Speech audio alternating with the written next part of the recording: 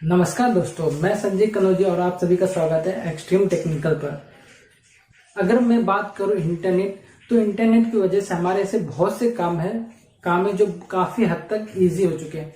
जैसे कि अगर हमें अपने घर का लाइट बिल जमा करना हो तो हम इंटरनेट की मदद से जमा कर सकते हैं, या फिर हमें अपने किसी भी दोस्त या किसी रिलेटिव को ऑनलाइन पैसे ट्रांसफर करना हो, या फिर गैस कनेक्शन बुक करना हो, या फिर ये सारे काम आप बहुत ही इजीली तरीके से कर सकते हैं। क्यों? बिकॉज ऑफ इंटरनेट की वजह से ही आप ये सारे काम बहुत ही आसानी तरीके से कर सकते हो।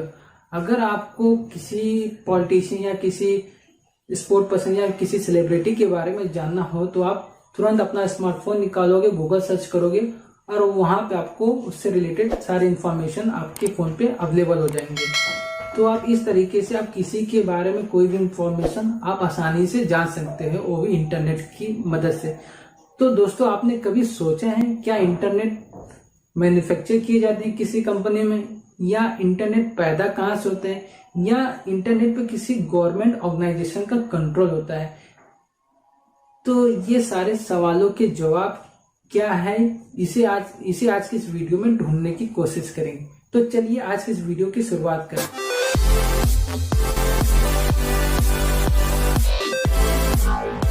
तो दोस्तों, इसको हम एक फॉर्मल एग्जांपल की मदद से समझने की कोशिश करते हैं, या फिर कहिए एक बेसिक एग्जांपल की मदद से। तो यहाँ पर हम दो दोस्तों का एग्जांपल लेंगे। ठीक है, दो दोस्त हैं ए और बी।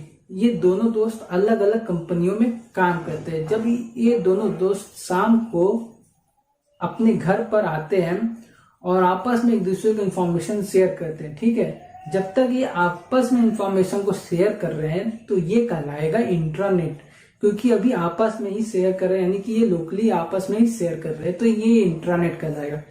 जब ये इंफॉर्मेशन एक से ज्यादा लोगों के बीच में शेयर किया जाएगा तो ये कहलाएगा इंटरनेट। ठीक है, तो आप इंट्रानेट और इंटरनेट के बीच का फर्क समझ गए। अब इसी को हम कंप्यूटर के भाषा में समझने की कोशिश करते हैं। जैसे कि आपने विकिपीडिया का नाम तो सुना ही होगा। विकिपीडिया जाना जाता है किसी भी चीज के बारे में, कोई भी इंफॉर्मेशन अगर हमें जाननी हो तो हम विकिपीडिया पे सर्च करते हैं। जैसे कि अगर आपको सेलिब्रिटी के बारे में कोई इंफॉर्मेशन जाननी हो, या फिर किसी स्पोर्ट पर्सन, या फिर आपको किसी पॉलिटिशियन के बारे में कोई इंफॉर्मेशन जानना हो तो आप तुरंत विकिपीडिया पे सर्च करते हो। ठीक है, क्यों? विकिपीडिया का अपना एक सर्वर होता है जहां पे इनसे रिलेटेड सारे इंफॉर्मेशन उसके सर्वर पे अवेलेबल होते हैं। ठीक, तो उसी तरह गूगल का अपना सर्वर होगा, यूट्यूब का अपना सर्वर और फेसबुक का अपना सर्वर होता है, जहां पर उनके डाटा स्टोर होते हैं। तो आप मुझे ये बताइए, क्या फेसबुक विकिपीडिया का डाटा एक्सेस कर सकता है? नहीं कर सकता, क्योंकि अभी तक आपस में ये एक दूसरे से कनेक्टेड नहीं है। सिर्फ फेसबुक का बंदा ही फेसबुक यूज कर सकता है और विकिपीडिया का बंदा ही विकिपीडिया यूज कर सकता है। दोनों कंपनियां एक दूसरे को एक्सेस नहीं कर सकती है। ठीक है, तो जब ये सारे सर्वर आपस में एक दूसरे से कनेक्ट हो जाएंगे विथ अ मीडियम, तो ये कहलाएगा इंटरनेट। अब ये मीडियम क्या हो सकता है? अब मीडियम में आप इथरनेट केबल ले सकते हो, जैसे कि कैट 6, कैट 5, या फिर जो फाइबर ऑप्टिकल केबल होते हैं जो काफी हाई स्पीड में डाटा ट्रांसफर करने का काम करते हैं, या फिर सैटेलाइट को ले सकते हैं कि ये जो सारे सर्वर एक सैटेलाइट के माध्यम से आपस में एक दूसरे से कनेक्ट हैं और फिर इनके बीच में जो इंफॉर्मेशन का शेयरिंग हो रहा है। तो ठीक है, तो जब ये आपस में एक दूसरे से कनेक्ट हो जाएंगे तब फेसबुक वाला भी विकिपीडिया एक्सेस कर सकता है, गूगल वाला भी विकिपीडिया एक्सेस कर सकता है, और यूट्यूब वाला भी विकिपीडिया एक्सेस कर सकता है। क्यों? अब ये आ गया इंटरनेट पे, क्योंकि जब तक ये इंट्रानेट पे था तो फेसबुक वाले ही फेसबुक को यूज करते थे। अब इंटरनेट पे आने की वजह से क्या होगा, ये कंपनियां तो एक दूसरे का इंफॉर्मेशन एक्सेस तो कर ही सकती, साथ ही साथ जो बंदा इंटरनेट चला रहा हो या जो बंदा इंटरनेट यूज कर रहा हो वो भी फेसबुक की साइट को एक्सेस कर सकता है, गूगल की साइट को एक्सेस कर सकता है, और बोला जाए तो वो यूट्यूब भी एक्सेस कर सकता है। ठीक है, तो यहां से ये हो गया आपका इंटरनेट। तो अभी आप इंटरनेट क्या होता है समझ गए। तो मैं आपसे को कहूं कि इंटरनेट आपको मिलता कहाँ से, तो आप ये कहोगे कि हम जियो में 599 का रिचार्ज कराते हैं, जिसपे हमें 2 GB पर डे वैलिडिटी के साथ 3 महीने का हमें इंटरनेट मिलता है। अरे भाई, वोडाफोन, बीएसएनएल और जियो क्या है? एक सर्विस प्रोवाइडर है जो आपको इंटरनेट की सर्विस देते हैं। ये भी तो कहीं से इंटरनेट तो एक्सेस करते तब आपको ये सर्विस देते हैं कि इंटरनेट तो मैन्युफैक्चर तो होता नहीं ना।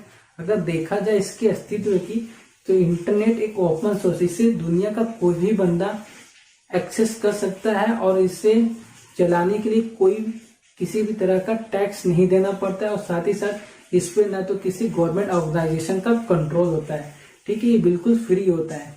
बात करें इंटरनेट के मोड्स ऑफ ट्रांसमिशन यानी कि इंटरनेट की सप्लाई की, तो इसकी जो आधे से ज्यादा सप्लाई होती है वो सैटेलाइट के थ्रू होती है और ऑप्टिकल फाइबर के थ्रू होती है। और जो ऑप्टिकल फाइबर का जो अधिकतर हिस्सा वो समुद्रों से घिरा होता है। ये समुद्रों से होकर ऑप्टिकल फाइबर निकलकर एक जगह से दूसरी जगह पहुंचते हैं। और बात करें इसके डाटा ट्रांसमिशन स्पीड की, बहुत ज्यादा होती है क्योंकि इसके जो तार होते हैं वो जो जितने पतले आपके बाल होते हैं उससे भी ज्यादा पतले इसके तार होते हैं। तो यही वजह है कि जो ऑप्टिकल फाइबर से हाई स्पीड में डाटा ट्रांसफर होता है। आपने पहले देखा होगा कि अगर किसी को इंटरनेट कनेक्शन अपने घर पे लगवाना होता था तो इंटरनेट कनेक्शन लेने से पहले उसे अपने फोन पे टेलीफोन का कनेक्शन लेना होता था और उसके थ्रू उसको इंटरनेट की सप्लाई दी जाती थी।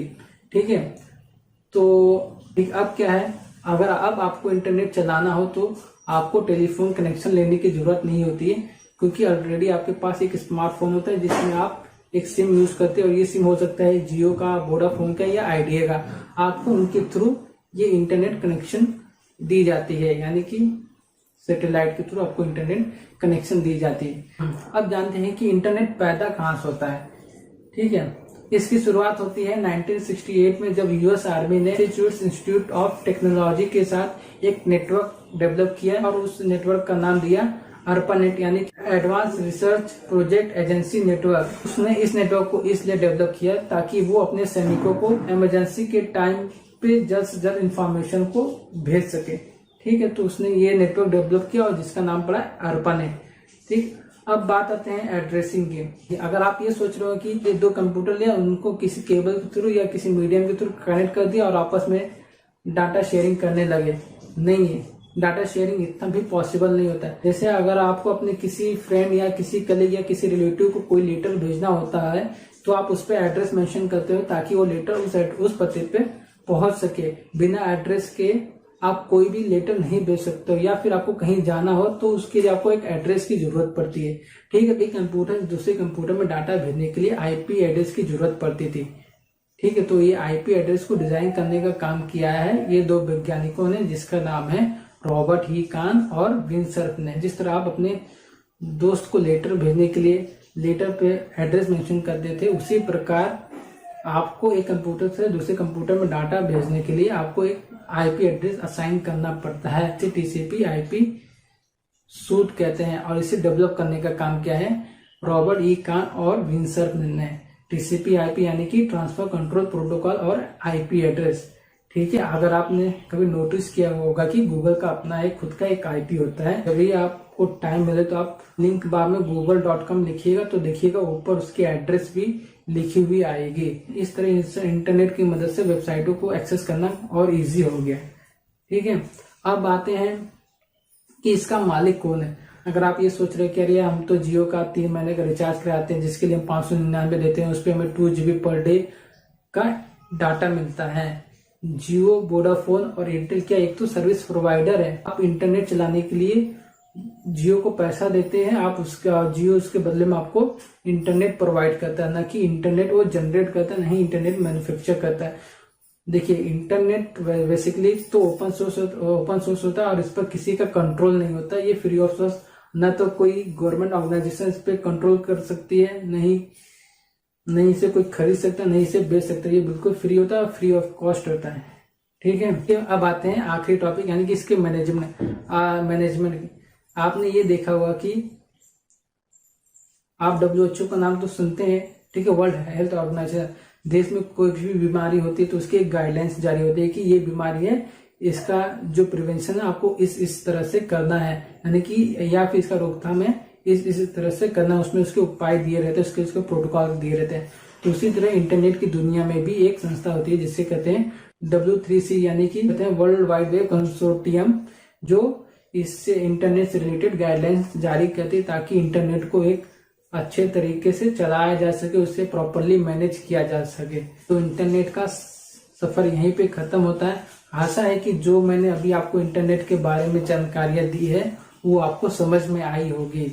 अगर आपने अभी तक चैनल को सब्सक्राइब नहीं किया है तो चैनल को सब्सक्राइब करें ताकि आपको इससे रिलेटेड इंफॉर्मेटिव वीडियोस मिलता रहे। और जो मैंने टारगेट रखा है 1 महीने में 500 सब्सक्राइबर का, आशा है कि आपकी दुआ से मेरा ये जो टारगेट है जल्द से जल्द पूरा हो जाएगा। इसे आप ज्यादा से ज्यादा लोगों के बीच में शेयर करें ताकि जो मेरा ये सब्सक्रिप्शन का टारगेट है जल्द से जल्द पूरा हो सके। तो आज की इस वीडियो में बस इतना ही। नमस्कार, जय हिंद, धन्यवाद।